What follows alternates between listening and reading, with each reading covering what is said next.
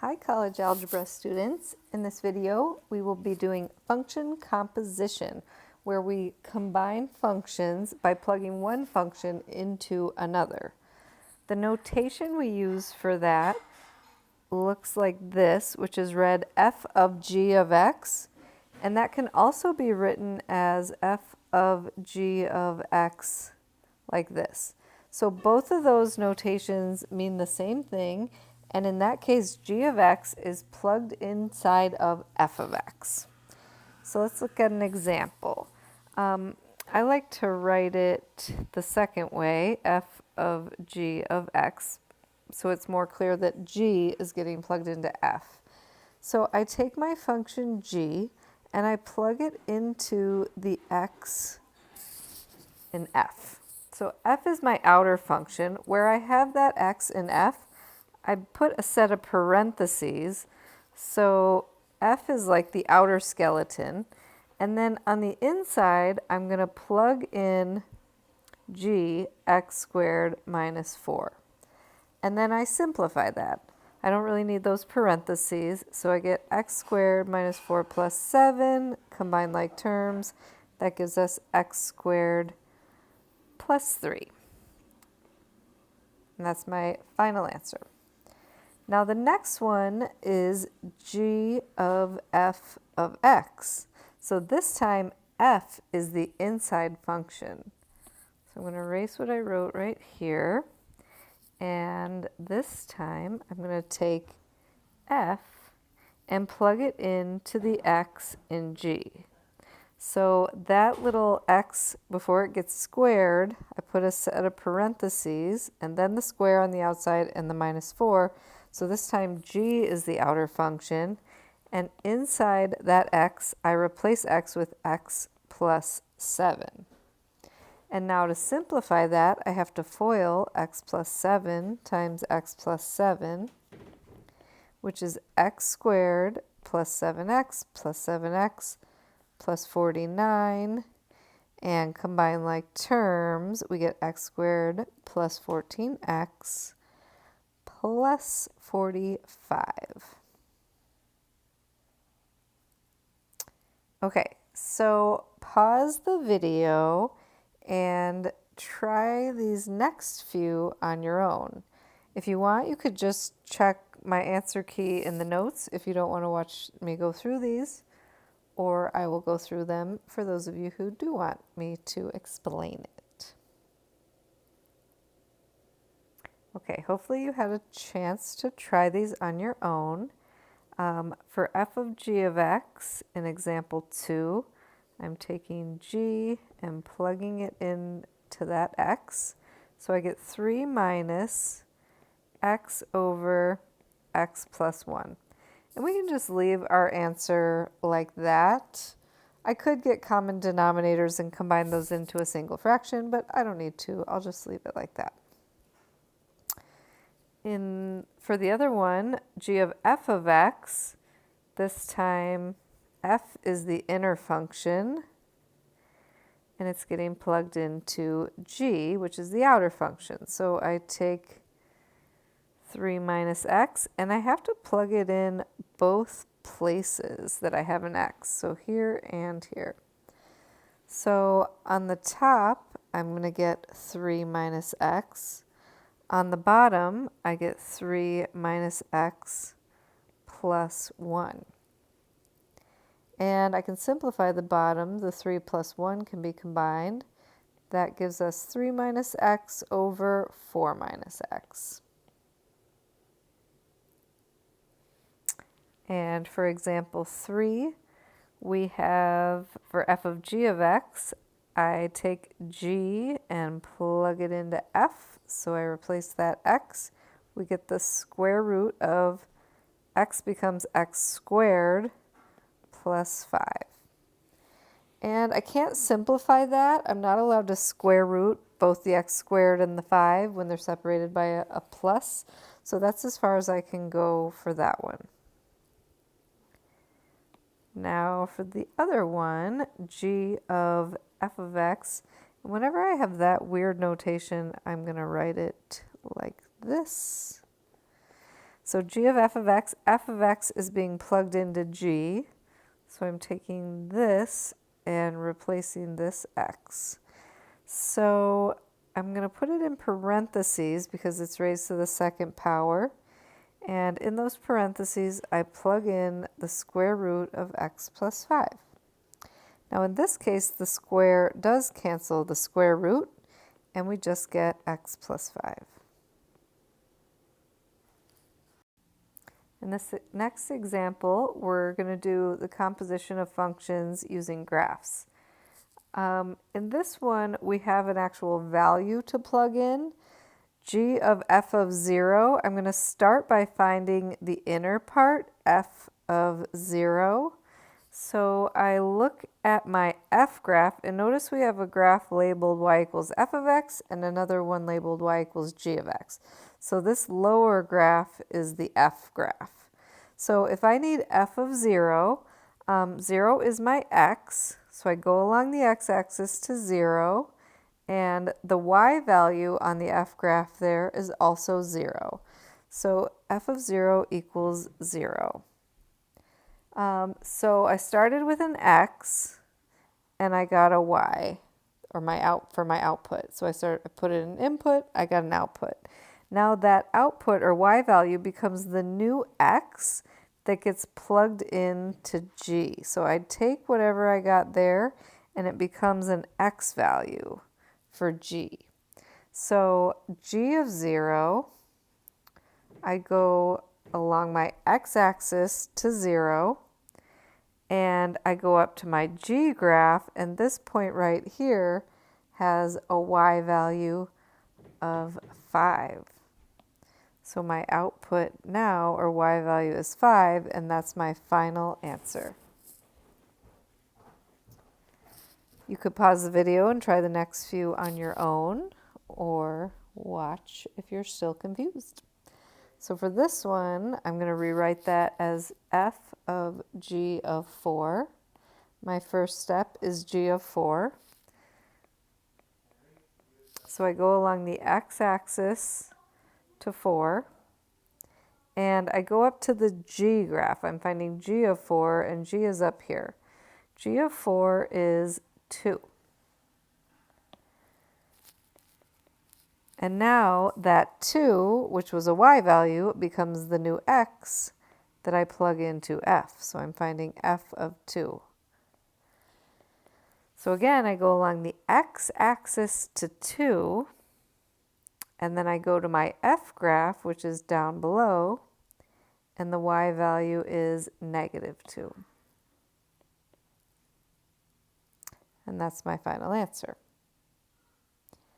And for the last one, g of f of 5, I start with f of 5, I go on my x-axis to 5, I go up to the f graph, the y value is 1.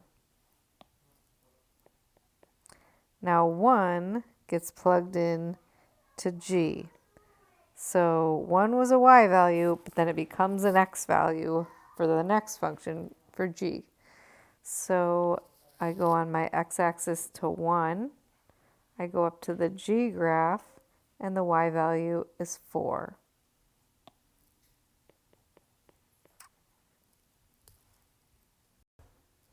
Here's an example that uses a table. So in part A, f of g of 1, I start with g of 1. So 1 is an x. So I go along the x. Notice this top row is all the x values. This middle row is the y values for f, and the bottom row is the y values for g. So the top row is inputs, or x values, and these next two rows are outputs, or y values. So I start on the x-axis at 1. Well, not x-axis, my x row.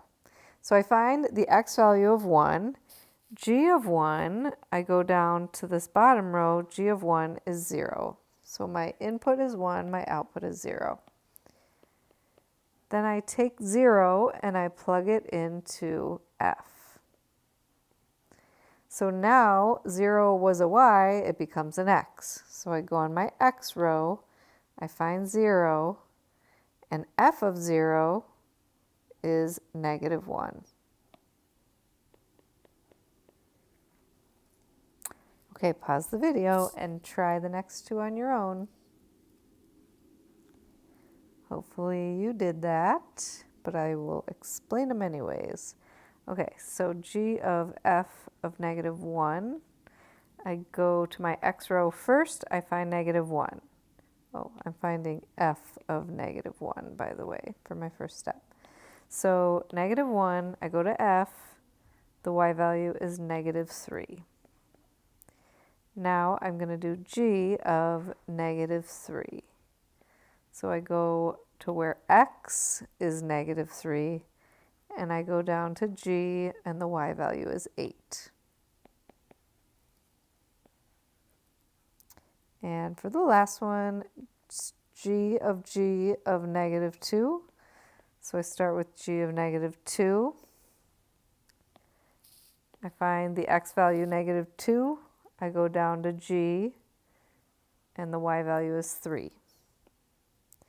Now I'm going to find g of 3. And so I go to where x is 3, I go down to g, and I get 8.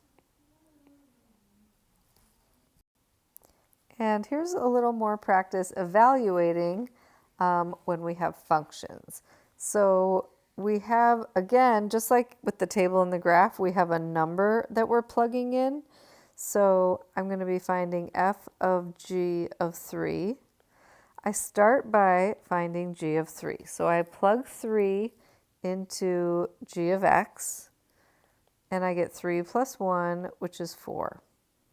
Then that answer gets plugged into the outer function, into f.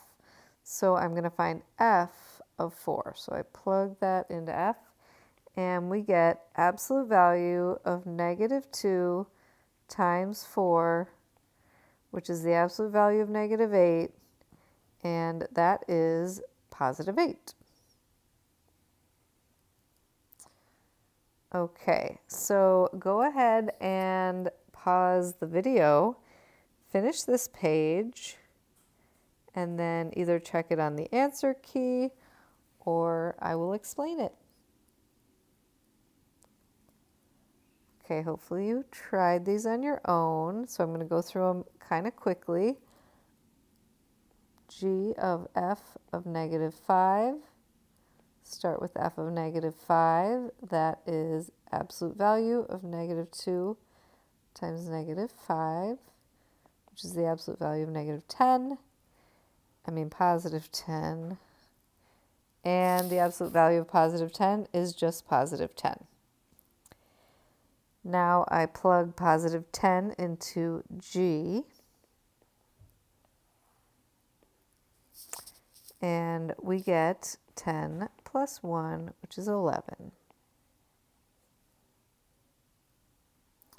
In this next one, f of g of 9, I start with g of 9. The square root of 9 minus 4, which is the square root of 5. That now gets plugged into f. So f of the square root of 5. So we get the square root of 5 squared plus 5 times the square root of 5. I can simplify this part because the square cancels the square root. That gives us 5 plus 5 root 5, and that's as much as I can simplify that. For part B, starting with f of 7, we get 7 squared plus 5 times 7. That's 49 plus 35, which is 84. Now I'm going to find g of 84. And that will be the square root of 84 minus 4, which is the square root of 80. And we should do simplified radical form for that. So I do my little factor tree. 8 times 10, 2 times 4, 2 times 2, 2 times 5. I have 2 pairs of 2's, so 2 2's come out, and the 5 stays in. That gives us 4 square root of 5. Now for this last one, pause the video and try it on your own if you have not already. In this one, we are plugging J into H and then setting it equal to 59, which gives us an equation that we can solve. So x plus 1 is getting plugged in for this x. So we get our outer function h looks like that. I replace my x with parentheses. I plug in x plus 1. And then I set it equal to 59. Now I'm going to FOIL the x plus 1 times x plus 1. That's x squared plus 1x plus 1x plus 1. And we have a quadratic equation here, so we need 0 on one side. So I'm going to subtract the 59 from both sides. And I can combine those two x's.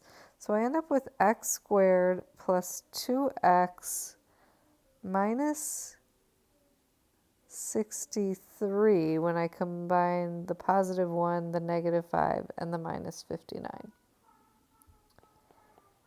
which equals 0. And now I'm going to try and solve this by factoring. So x and x, two numbers that multiply to 63 and add negative 63 and add to 2 would be positive 9 and negative 7. And then my answers, the numbers that make each part 0, are going to be x equals negative 9 and positive 7. And that's composite functions.